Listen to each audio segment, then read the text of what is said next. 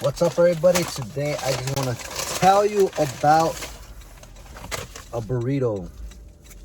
Yeah, it's really about a burrito. This is what this channel has come to, talking about a burrito. Maybe an update too.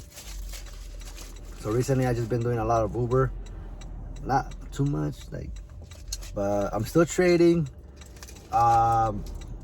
I'm still just kind of breaking even, not making much money, not losing much money. But before we get to that, let me talk about this burrito. This burrito only $5.80, under $6, and you get 1,200 calories. You might think it's bad, depending if you just want to lose weight. But if you want to gain weight and you want to get filled up, this burrito was probably this big and only under $6. So it's a good deal. The best deal you could probably get is maybe a Little Caesars pizza. And if you want really a lot of calories for your money, and just buy a bunch of oil and swallow. I'm just kidding. Or a butter sticks and just. But anyways, don't do that. I like this because it has potatoes, it has sausage, it has eggs, and it has a very good flavor. Very, very delicious. Anyways, this is just random video. I'm just still trading. I'm still doing Uber, still doing Turo. I sold one of the cars from Turo. Now I'm left with two, the Civic and the Corolla 2022. I'm gonna try to sell the Civic when I get it back. Try to fix it up a little bit and sell it maybe to CarMax, and maybe I'll make a video on how much I get for that car at CarMax. If not, I'll also probably try to sell it on Facebook or Facebook Marketplace or OfferUp and see how much people are willing to pay.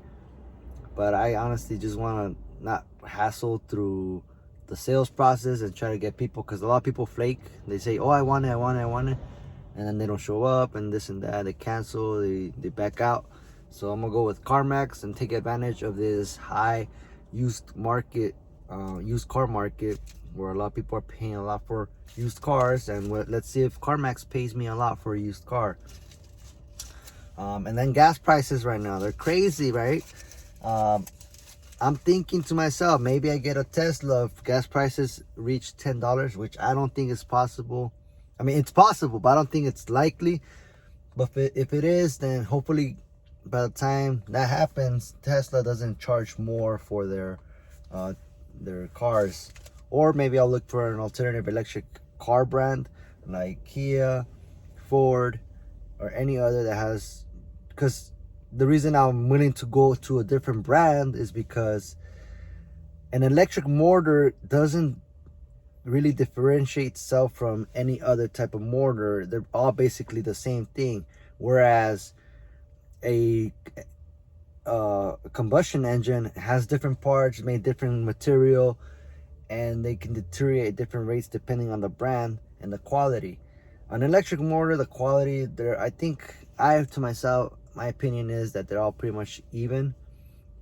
The only difference is probably the interface, like for example the screen, maybe the acceleration is probably the same actually.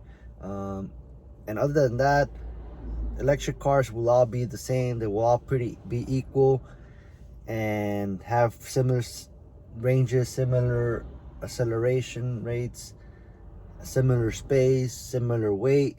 They will all be similar, and people will just choose the one with the best quality material, like seats, comfort, noise level, which electric cars don't make any noise. And yeah, so we'll see what happens. What else is going on? Russia and Ukraine. As an Uber driver, I talked to some people, some drunk people, some people that are just sober. This guy that was drunk, an American guy, he was like, hey, what do you think is going on? And he was telling me it's crazy, that it's bad, that it's sad, that basically condemning the whole situation in a sad manner. Very emotional, right? An emotional response. And then the next guy that I get right after the guy is a Russian. I told the Russian about the drunk guy. I didn't know he was Russian, but he got in, and I'm like, oh, I just dropped. Sorry, I took so long because I was taking long. He's like, it's okay. I'm like, yeah, the guy was drunk. He was just telling me about the Ukraine-Russia thing, which he thinks is crazy and stuff like that.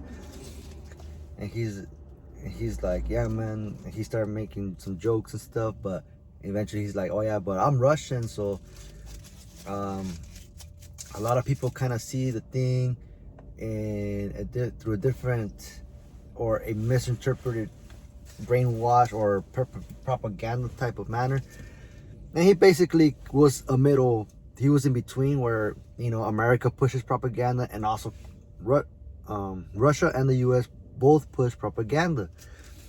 And his conclusion, his opinion was, Russia is doing what it's doing because the US basically helped overthrow the government in Ukraine to kind of so that Ukraine becomes a US ally, which Russia didn't like, because now the US has some surveillance around Russia, and Russia doesn't like that.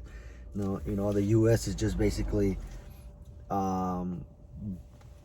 getting closer to its territory, like being nosy. Basically, the US is being nosy, and it does have a lot of bases all over the world. Russia doesn't. I believe it doesn't. I don't know.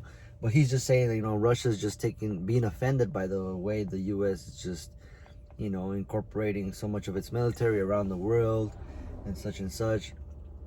But cool guy. He wasn't really opinionated. He was just saying, both sides are pushing propaganda. And hey, we gotta think to ourselves, like, it's government that's doing this. It's the Russian government, it's the US government. We're just people working. We're just doing Uber, we're just doing truck driving, we're just doing, restaurant work, grocery work.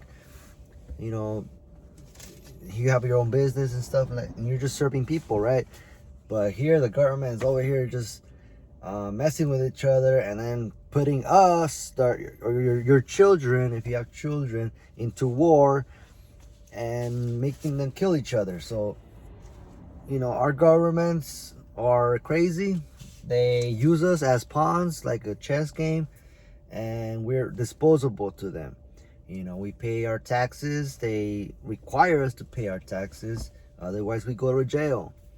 Or unless you want to be homeless, which is not a bad idea. I've thought about it. Anyways, I think that's it. Anything else? I think that's that. Yeah. See y'all next video. Bye bye.